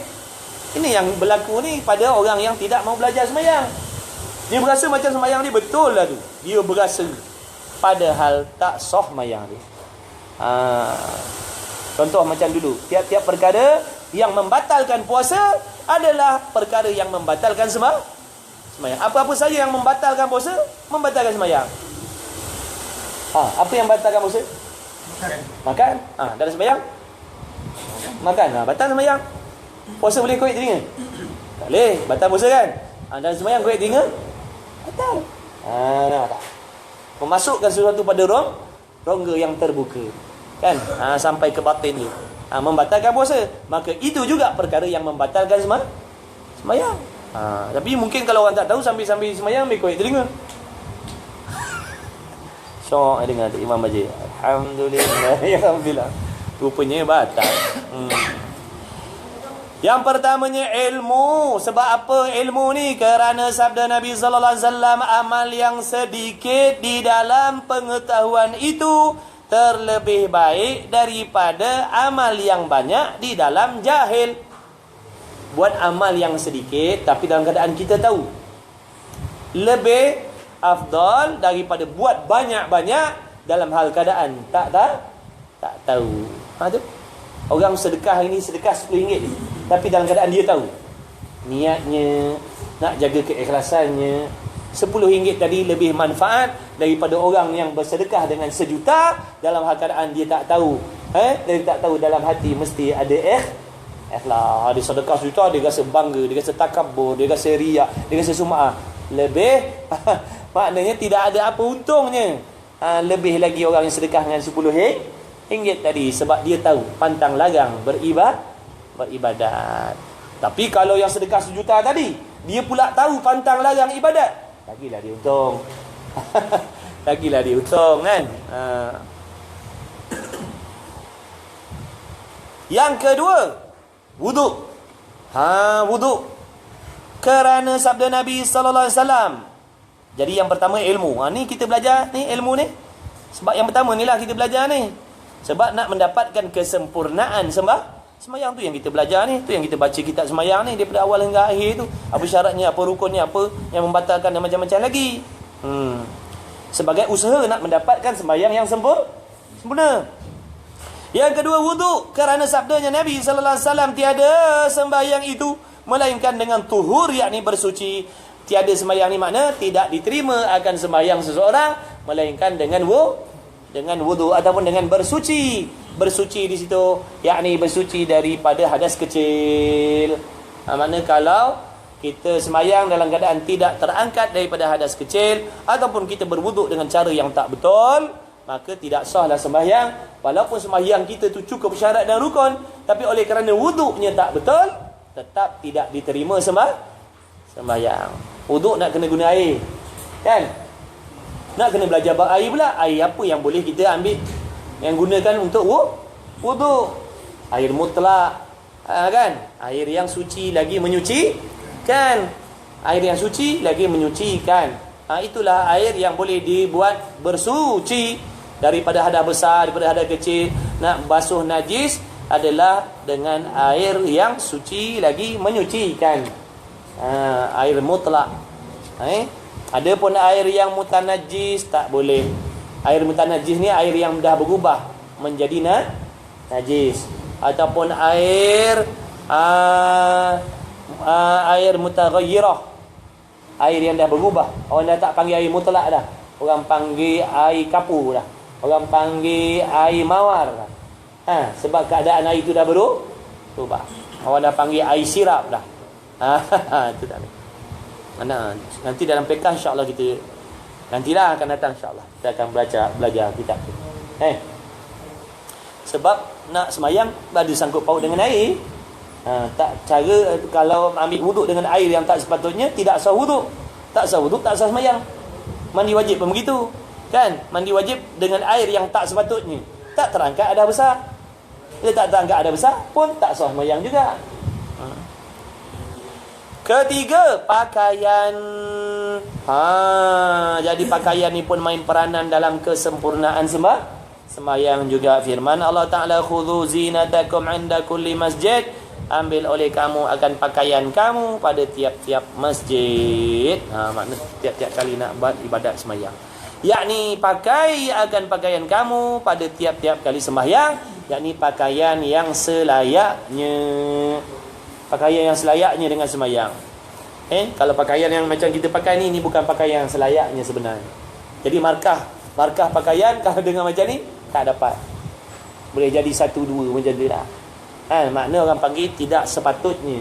Kan macam kita nak pergi rumah orang kahwin, ada pakaian yang sepatutnya. Nak pergi mesyuarat, ada pakaian yang sepatutnya. Nak menghadap raja, ada pakaian yang sepatutnya. Betul? Ni nak menghadap Allah. Sudah tentu dan sudah pasti ada pakaian yang sepatutnya. Kalau dah manusia yang berpangkat, yang mana pangkatnya sementara, pangkat ni pun diberi oleh Allah, kita dah berpenat-penat bersusah-susah nak menjaga pakaian kita, walhal nak berhadap dengan manusia yang seperti kita. Adakah waktu kita nak menghadap dengan Allah, kita boleh buat main-main, buat remeh-temeh, buat tak kisah kan? Jadi benda yang ada kekurangan pada kita tu kita kena akui lah. Kan? Kita kena akui lah. Maknanya dalam bab adab, dalam semayang kita ni kurang. Sepatutnya pakai pakaian yang selayaknya dengan sembahyang. Ni sembahyang kadang-kadang ada gambar The Rock kat belakang. The Rock bukan pakai keplekat, pakai spender je. Ya Allah, sah tak sembahyang? Sah. Orang belakang yang kesian. Kan orang belakang kan? Maknanya pakaian tu pakaian yang tidak sepatutnya. Tapi sah sembahyang. Makruh hukum ni pakai pakaian yang macam tu. Makna mengurangkan pahala. Gitu. Maka usahalah. Time kat rumah contohnya, pakailah pakaian yang sempurna. Kalau dah bermusafir, dia boleh bawa pakaian sembahyang. Ini memang terbaik lah. Kan dia bermusafir, dia ada khaskan pakaian sembahyang. Makna orang ni memang ambil berat tentang sembahyang. Kita pergi ride, siap bawa pakaian khas untuk sembahyang. Makna memang terbaik lah dia tu. Kan kita ride, itulah full suit, itulah sembahyang. Sah sembahyang. Tapi dalam bab markah kesempurnaan kita tak dapat dah. Kuranglah markah kita. Macam tu. Kalau kita nak terbaik, buatlah yang terbaik. Buatlah dengan cara yang baik. Kan? Tapi kalau kita semayang dalam keadaan begitu, kita kena akur lah. Yang pahala kita dalam bab pakaian tu tak banyak. Pertamanya bahawa adalah mata engkau. Mana pula? Pakaian habis. Kemudian yakni yang keempatnya memelihara waktu. Jaga waktu semayang. Contoh jaga waktu semayang ni, bila masuk je waktu, kita semayang pada awal waktu. Tapi kalau kita ada pekerjaan, ada urusan yang bangsa dunia ataupun bangsa akhirat yang akan mengganggu kekhusyukan kita dalam sembahyang, kalau kita sembahyang di awal waktu, afdal menyelesaikan urusan dunia dan akhirat itu terlebih dahulu dapat pahala sunat. Daripada azan-azan kita tinggalkan goreng ikan tadi, terus sembahyang, maka kita takbir, nampak ikan, nampak kucing. Kan? Nampak tak? Angin ikan agung ni kan. Pintu belakang lupa nak tutup pula dah. Dia duduk bermain dalam hati dia. Adakah afdal? Tidak afdal. Afdal disudahkan goreng ikan tu dulu. Tujuan apa tu? Supaya nak menjaga sembahyangnya daripada berbimbang-bimbang hati dengan perkara yang tak disangkut paut dengan sembahyang. Ini contohnya kalau masa luas. Kalau dah hujung-hujung waktu, tu tak kira lah, kena sembahyang lah juga. Jangan kita selesaikan kerja kita dulu, Kang. Habis waktu, Kang. Kang kita sembahyang, Kang kita dah meninggalkan sembahyang, Kang. Ni contoh kalau awal waktu, kita tengah duk repair motor. Kan, tengah duk setting motor contohnya. Allahu Akbar, Allahu Akbar. Zuhur dah. Kita kata, ni nak setting motor dalam sejam kot. Lebih kurang. Jadi, kalau kita ni jenis tinggalkan benda ni, dalam sembahyang tak ada teringat, silakan. Afdal bagi diri kita. Tapi kalau kita jenis, makna kerja tak siap, kita sembahyang memang kita memikirkan benda tu sekarang, maka afdal di sisi kita, selesaikan benda tu dulu. Niat dalam hati, aku nak sembahyang pukul 2.30. Contoh. Aku nak sembahyang dalam pukul 2.30. Sebab apa perlu niat tu? Nak mengelakkan kita daripada termasuk dalam golongan orang yang sengaja melengah-lengahkan sembahyang. Nampak? Itu bezanya. Tapi kalau waktu tu berlalu dengan kita tak niat, dah azan tadi, kita tak ada niat, sedangkan kita tengah buat kerja, kita tak niat, aku nak sembahyang pukul 3.30 lah, aku nak sembahyang pukul 3, kita tak niat. Makna kita termasuk dalam kata orang yang sengaja melengah-lengahkan waktu. Tapi kalau kita berniat, Aku nak semayang pukul 2.30 sebab aku nak settlekan kerja aku ni, supaya kan dalam semayang tak ada dah nak fikir-fikir tentang yang lain, kecuali kita bersibuk memikirkan dalam hati kita urusan semayang je, memikir, mengingatkan Allah, menghinakan diri dengan Allah, memuji Allah, mengingatkan erti dan makna-makna bacaan. Tak ada dah ingat setting motor apa benda semua tadi tu. Sebab kita dah settle kan. Sebab tu hukum dia sunat. Settlekan kerja tu sunat hukum dia. Tujuan dia nak menjaga kekhusyukan sembahyang. Kecuali kalau kita tinggalkan juga, kita tak diingat dalam sembahyang. Silakanlah. Silakan kalau boleh buat macam tu, silakan. Kalau tak, macam tadi tu lah. Afdal kita selesaikan urusan dunia. Adapun urusan akhirat terlebih dahulu. Lepas tu barulah kita sembahyang. Yang kelima, menghadap qiblat. Menghadap kiblat dengan tubuhnya. Masalah menghadap kiblat, kalau kita berada di hadapan Kaabah, maka wajiblah yakin dada kita menghadap kiblat. Kalau Kaabah nampak dengan mata kita, wajib yakin dada kita menghadap kiblat. Kalau kita jauh daripada Kaabah, tak nampak bangunan Kaabah, contoh macam di sini, cukup dengan hati kita kita berat sangka, berat hati. Orang panggil zon, berat hati maknanya 80%. Tu orang panggil zon lah tu. 80% kita kata ini adalah pihak kiblat. Contoh sana Kaabah, kalau kita mengiring ke sini pun nama pihak kiblat juga, sini pun pihak kiblat juga. Yang tak bolehnya macam ni.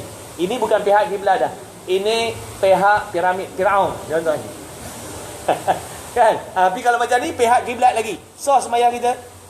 Kalau macam ni pun sah, kalau macam ni pun sah. Jadi tak payah nak bergaduh. Sebab kita ni duduk berada jauh daripada Kaabah. Bila jauh daripada Kaabah, syarat sah sembahyang tadi tu zon arah kiblat. Makna berat hati.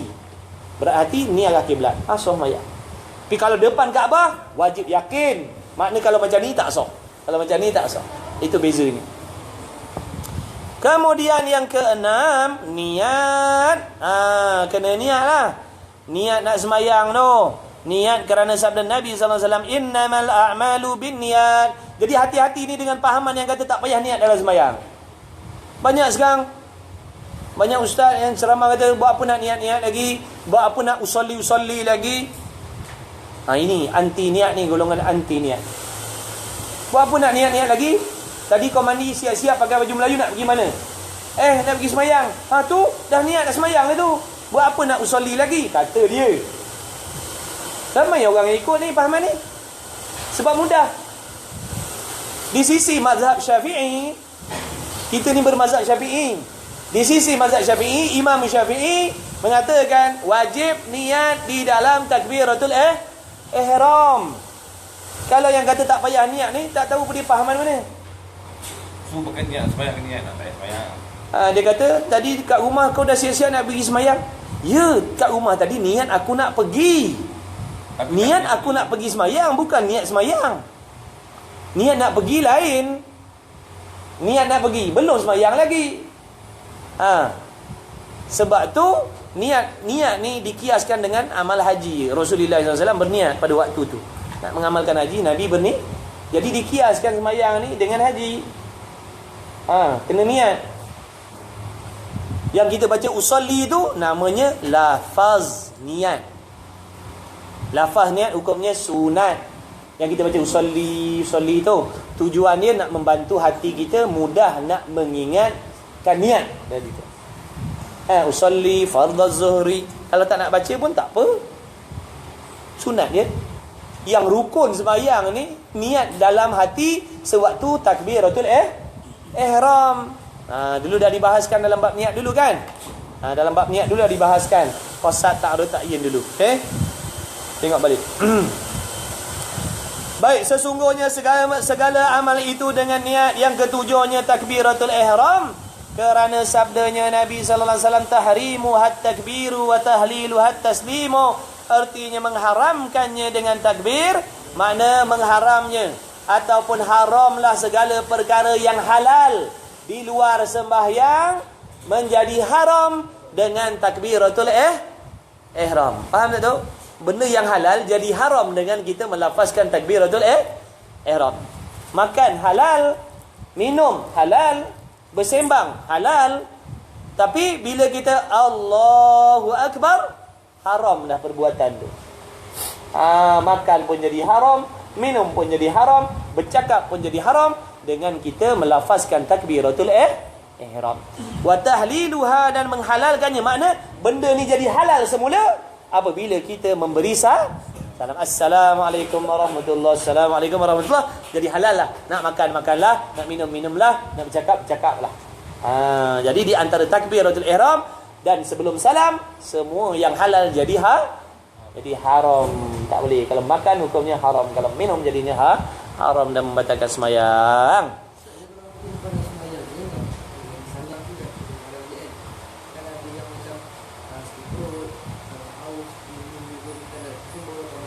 Boleh? Tak ada masalah. Itu amalan wirid lepas sembahyang tu hukumnya sunat je.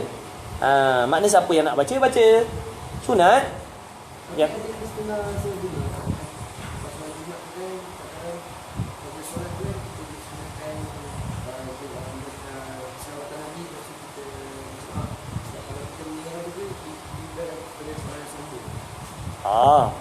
Itu orang bagi amalan wirid. Wirid ni sunat, dia tak wajib.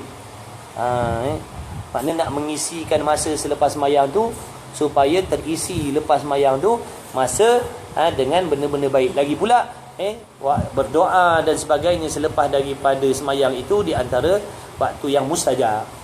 Dalam wirid yang ulama susun tu semua lengkap dah. Beristighfar ada, tasbih ada, Quran ada, semua ada dalam wirid sembahyang tu.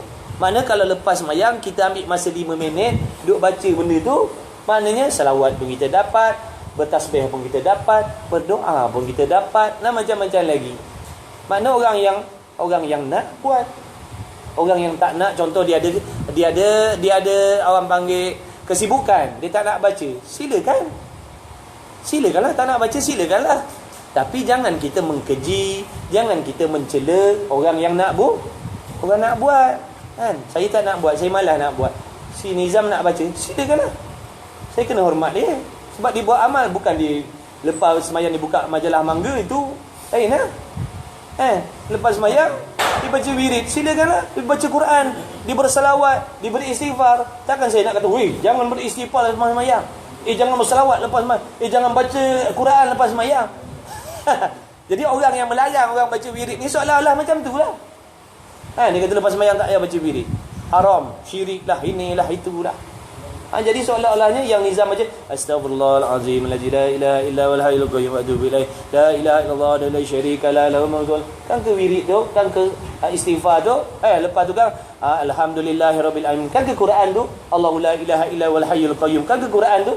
Jadi kalau saya larang seolah-olah jangan baca Al-Fatihah, jangan baca ayat kursi lepas sembahyang, apa masalah? Jadi kita tak nak baca, duduk diam-diam. Ada yang orang cakap bid'ah tu apa?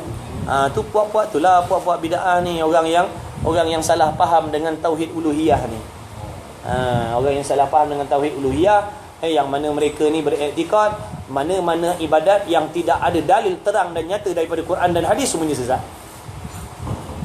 Mana-mana ibadat yang kita buat yang tak ada dalil terang daripada Quran dan hadis, ni semua sesat, semua mengarut, semua bid'ah. Ini yang jadi tunggang langgang ni. Sebab mereka tak faham benda tu. Padahal buat baik ni masuk dalam orang panggil dalil yang umum tu. Imam Syafi'i duk bagi tahu. Yang dikatakan bid'ah yang haram ni, benda yang diada-adakan. Apabila benda yang diada-adakan tadi bercanggah dengan Quran, bercanggah dengan hadis, ada dalam Quran melarang benda tu, ada dalam hadis melarang benda tu, barulah masuk dalam bid'ah yang qabihah, bid'ah yang haram, yang keji. Kalau benda yang diada-adakan tu tidak bercanggah dengan Quran, tidak bercanggah dengan hadis, bahkan benda tu membawa kebaikan, namanya bid'ah hasanah, bid'ah yang baik. Jadi tak semua bid'ah tu sesat dan tak semua bid'ah tu baik. Kena tengok, kalau benda yang diada-adakan tu bercanggah dengan Quran hadis, haram hukum benda tu. Kalau benda tu tak bercanggah dengan Quran dan hadis, baik benda tu. Jangan semata-mata tak ada dalil Quran, tak ada dalil hadis, sesat. Tak ada dalil Quran, tak ada dalil hadis, kafir. Oi, senang nak mengkafirkan orang macam tu. Jangan main-main. Jadi bahaya, bang. Sebab itulah kita kena faham agama tu elok-elok. Kalau tak, kita jadi ekstrim macam tu. Ini apa baca-baca ni? Nabi tak buat pun. Nabi tak buat pun. Nabi tak suruh pun. Kalau orang tanya tu, apa jawapan yang sepatutnya kita kena jawab? Pergi ngaji lah. Orang macam ni. Ustaz aku lah. Betul kat tu. Kata aku lah, kau pergi belajar lah. Sebab orang jenis macam ni kebanyakannya dia tak akan akur dengan apa yang kita cakap. Cuba. Apa baca bilik lepas sembahyang ni? Coba. Ni apa buat maulid ni? Coba. Tapi satu tau, kau punya hati tu kena kuat tau. Hati kena kuat. Hati kena kuat lah. Jadi bila mengaji faham elok-elok mudah. Tapi bila tak mengaji ataupun salah mengaji, dia jadi payahnya dua. Mengaji tak habis juga. Talqin tak boleh. Esok dah bergaduh pula dah. Kan? Hari nak tahlil haram. Tak boleh tahlil lah. Nabi tak buat lah. Tengoklah. Memang ada tahlil yang haram. Kalau kau buat majlis tahlil tadi tu, kau panggil orang ramai tadi tujuan nak meratapi mayat. Yalah pakak-pakak kawan kita pakak-pakak bersedih malam ni. Itu haram hukum. Ataupun kita membuat jamuan tahlil tadi tu menggunakan harta si mati. Kan? Haramlah hukum ni. Baca Quran. Baca Quran atas kubur? Tak. Boleh, tak ada masalah. Solat atas kubur, solat jenazah atas kubur, tak ada masalah. Baca Quran. Sahabat Nabi pun banyak duk buat macam tu. Tabi'in pun banyak duk baca Quran atas kubur. Letak MP3 kat kubur tu tak betul. Tapi wakil kan. Tapi macam mana dia kira tak? Tak boleh kira tu. Coba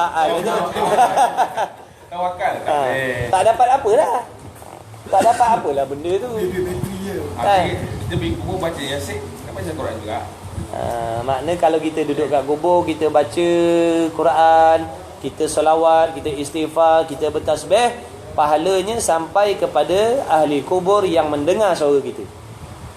Kalau saya duduk sini, ni katalah ahli kubur saya baca macam ni, Bismillahirrahmanirrahim. Bakal semua. Bakal jenazah. Bakal jenazah.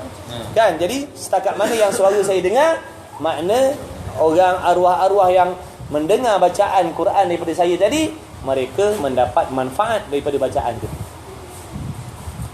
Walaupun niat kita untuk pada si mati saja. Kan kita sebelah kubur Pak Imam.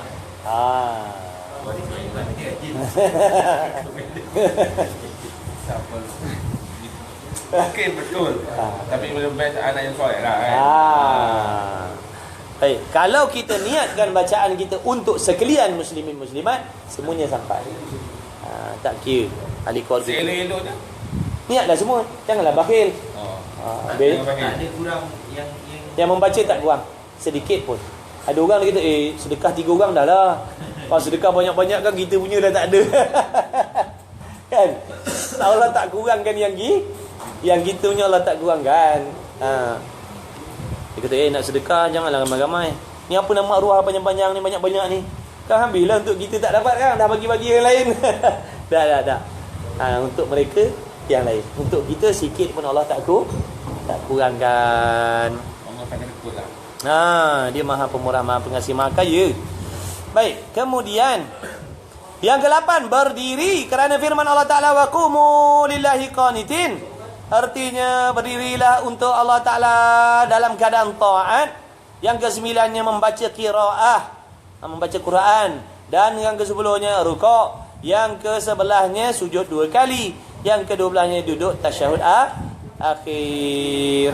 Itulah yang dimaksudkan dengan 12 perbuatan, 12 perkara yang terhimpun di dalamnya 12,000. Maknanya kalau kita buat 12 tadi tu dengan betul, makna dapatlah kita kelebihan yang disebutkan tadi. Wallahu subhanahu wa taala alam. fa ilmuhu wa atam. Satu kitab lagi. 20 minit lagi. Last.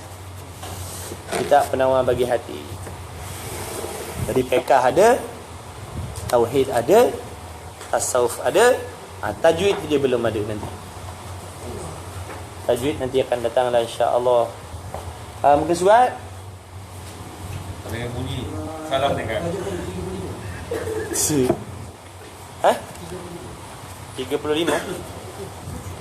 Bismillahirrahmanirrahim. Qala Syekhul Musannif rahimahullah taala wa nafa'ana bi ulumihi fid dharain amin.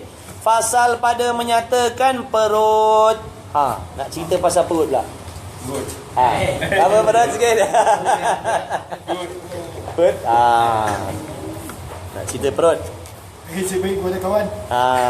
Ketahui olehmu bahawasanya Allah Subhanahu wa taala menjadikan ia perut bagi engkau. Allah Taala menjadikan ia Allah bagi engkau akan perut. Sebab apa? Kerana beberapa faedah yang bangsa agama dan beberapa faedah yang bangsa dunia. Jadi dengan perut yang Allah Taala jadikan kita ni, kita boleh mendapatkan manfaat dunia dan akhirat. Manfaat dunia mendapat kegunaan untuk dunia dan kegunaan untuk akhirat. Perut ni jangan main-main. Ada pun faedahnya, faedah perut yang bangsa agama. Macam mana perut ni berfaedah dari segi agama? Maka memberi oleh perut itu akan segala badan, akan bantuan daripada yang berubah di dalamnya perut, daripada makanan, berubah pada darah dan berubah pada air mani. Yang mana dengan dengan air mani tadi mendapatkan anak, yakni mendapatkan zuriat. Atas jalan sebab-sebab yang beradat Allah Ta'ala perlakukan macam tu. Darah tu terhasil daripada pemakanan, darah tu terhasil daripada makan minum, dan air mani tu pun terhasil daripada pemakanan juga. Hukum adatnya begitu. Padahal Allah Ta'ala boleh jadikan air mani tu, Allah Ta'ala boleh jadikan anak dengan tak ada air mani pun boleh. Cuma hukum adat supaya manusia boleh berusaha membuat sebab-sebab tadi tu, yang mana bila dia berusaha membuat sebab-sebab tadi, di situlah diberi pahala kan. Kalau nak anak keluar seorang tak ada tak payah nak bernikah kahwin, kuranglah pahalanya. Tapi kalau fikir nak kahwin lah, nak dapat zuriat, kan sibuk nak mencari rezeki lagi. Belanja nikahnya lain, nak buat majlis sedekah makna makan lain. Itu semua padahal tadi tujuan apa? Nak kahwinnya kan.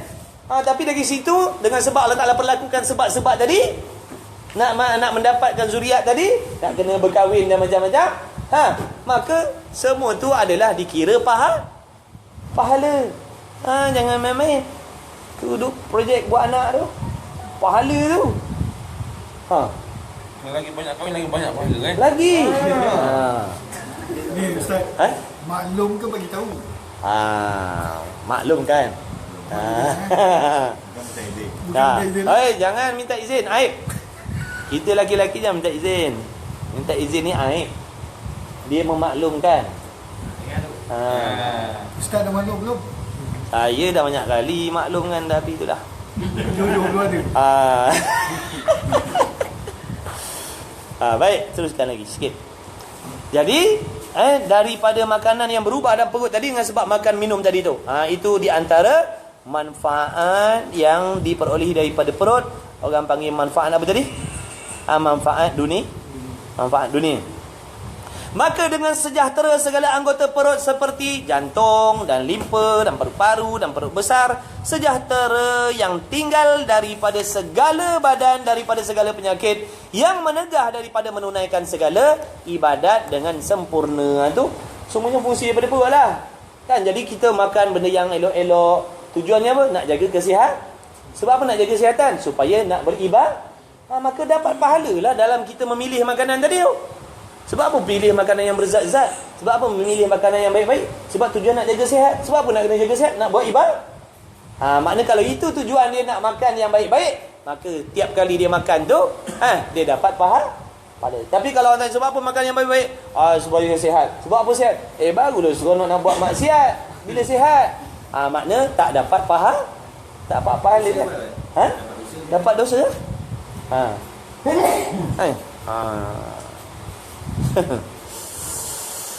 Daripada segala penyakit dan menegak daripada menunaikan segala ibadat dengan sempurna. Dan ada pun faedahnya pada perut yang bangsa dunia, maka menyempurnakan kesedapan segala makan dan minum dan jima. Tahu jima? Tak tahu?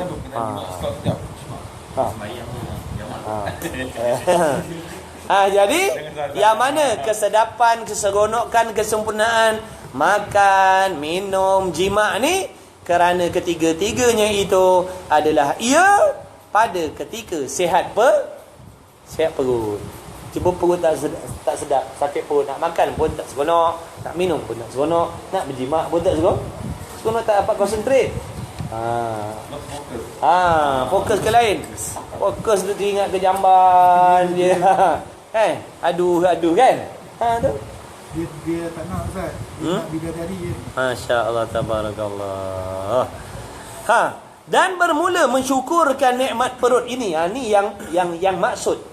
Sebab apa dia bagi tahu tadi? Mula-mula dia maklumkan perut kita ni diberi oleh Allah, dijadikan oleh Allah untuk faedah yang kita dapat di dunia dan akhirat. Dah macam mana cara nak mensyukurkan? Syukur ni orang panggil sebagaimana tanda nak berterima kasih dengan Allah. Macam mana cara nak berterima kasih dengan Allah dengan nikmat perut yang Allah bagi? Macam mana? Adakah cukup kita cakap Alhamdulillah? Alhamdulillah ni memuji, belum bersyukur. Alhamdulillah dapat duit banyak, Alhamdulillah dapat sihat, Alhamdulillah dapat kereta motor, Alhamdulillah. Ini memuji, belum bersyukur. Bersyukur ni makna menggunakan nikmat itu kepada perkara yang disuruh oleh Allah, baru panggil bersyukur. Dapat duit banyak, Alhamdulillah, puji. Lepas tu gunakan duit tadi tu kepada perkara yang disuruh oleh Allah, baru panggil bersyukur dengan nikmat duit. Faham? Baru faham? Betul? Tu faedah belajar pak. Benda tak tahu dah jadi tak? Alhamdulillah, syukur. Dia sendiri yang mengaku yang dia dah bersyukur. Kan? Alhamdulillah, syukur dapat bonus. Alhamdulillah tu puji. Syukur belum. Sebab makna syukur ni menggunakan nikmat itu kepada perkara yang disuruh oleh Allah. Kalau kita dapat gaji yang mewah tadi, kita membazir semuanya, adakah dipanggil bersyukur? Nampak tak? Jadi puji ni kita sebut Alhamdulillah, segala puji bagi Allah, kerana Allah lah yang memberi rezeki yang banyak ni. Tu nama memuji. Syukur belum. Syukur ni bila kita gunakan pada perkara yang baik, baru dipanggil syukur. Kalau kita salah gunakan nikmat tadi, namanya kufur nikmat. Namanya kufur nikmat. Bermula mensyukurkan nikmat perut ini ialah dengan memeliharanya daripada memakan makanan yang haram. Ini cara nak bersyukur dengan nikmat perut. Mana kita jaga perut kita daripada dimasuki ataupun memasukkan benda-benda yang haram dan yang syubhat. Apa makna syubhat? Benda yang tak nyata halal ataupun haram. Jadi was-was, benda ni boleh makan tak boleh makan ni? Ada yang kata boleh, ada yang kata tak boleh. Itu termasuklah dalam kata syubhat. Sebab yang haram tu nyata, yang halal tu pun nyata. Bila tak nyata halal dan haram, namanya syubhat. Pekerjaan pun sama lah. Boleh tak nak buat macam ni? Boleh tak nak usaha macam ni? Ada kata boleh, ada kata tak boleh. Tu syubhat lah tu.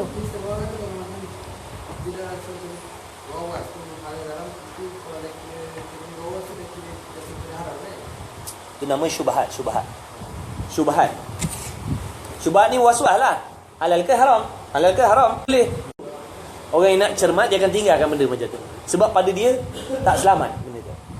Boleh tanya makan dah. Maksud dia macam tu. Kan?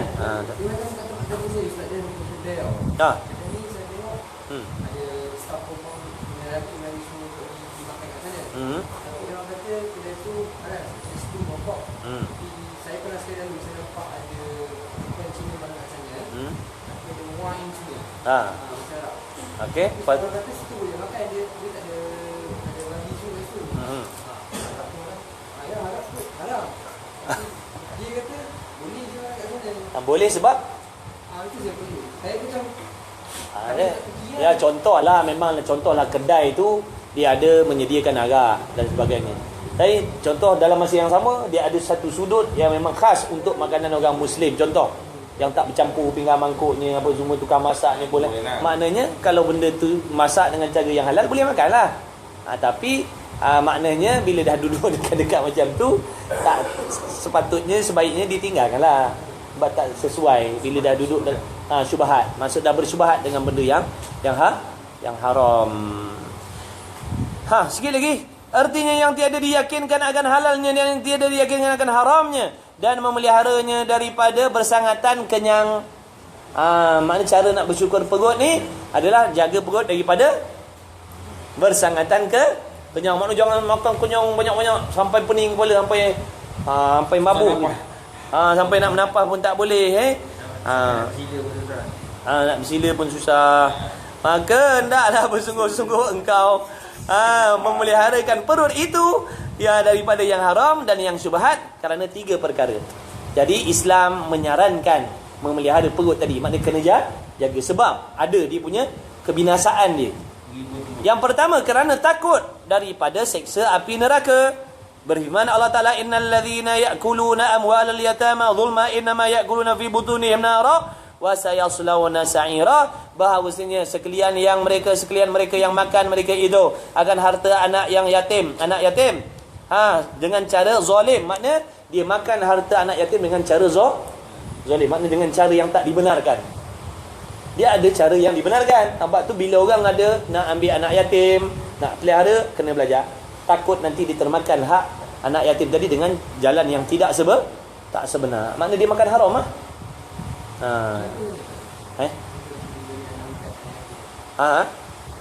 Mana hak dia tu kita salah gunakan. Kita ambil hak dia buat bayar motor kita. Maknanya macam harta benda dia tu kita makan dengan cara yang tak dibenarkan. Tentu kita gunakan duit anak yatim tadi untuk kepentingan diri kita. Tu contoh. Hukumnya haram lah. Dia bukan syarat makan. Dia kata aku bukan ambil duit dia aku makan, aku buat beli kasut je. Dia macam mana? Tu kecuali dia nak bagi kita dia bagi kita tak payahlah ambil. Dia dah yatim itu. Maknanya kalau dia bagi tu lain. Kalau nama ayah dia yatim tak apa. Kalau nama mak dia yatim, ayah dia yatim tak apa, anak yatim. Anak tak yatim. Kerana zalim, hanya senya makan mereka itu di dalam perut mereka itu akan sebab bagi api neraka, selagi akan masuk mereka itu ke dalam api neraka yang bernyala-nyala. Itu kata Allah Ta'ala sebagai ancaman bagi orang yang memakan harta anak yatim dengan jalan yang tidak sebenar. Jadi menjaga anak yatim ni satu pekerjaan yang baik, tapi kita kena belajar. Sebab kalau tak belajar nanti takut kita masuk dalam golongan yang dimaksudkan oleh Allah Subhanahu Wa Ta'ala. Jadilah cukuplah setakat situ, insya-Allah. Kita jumpa lagi minggu depan. Mudah-mudahan Allah Ta'ala memberikan kesihatan kepada kita semua, memudahkan segala urusan dunia dan akhirat kita, insya-Allah.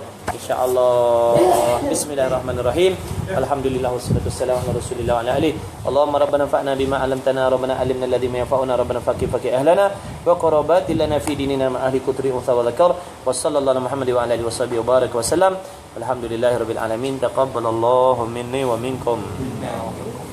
Terima kasihlah pada kawan-kawan yang sudi hadir, meluangkan waktu untuk sama-sama kita bermuzakarah santai-santai. InsyaAllah. Jom makan. Belum makan lagi. Mau ya cerita bab perut nak dimakan. Surat dia. Apa ya? Nak beramal.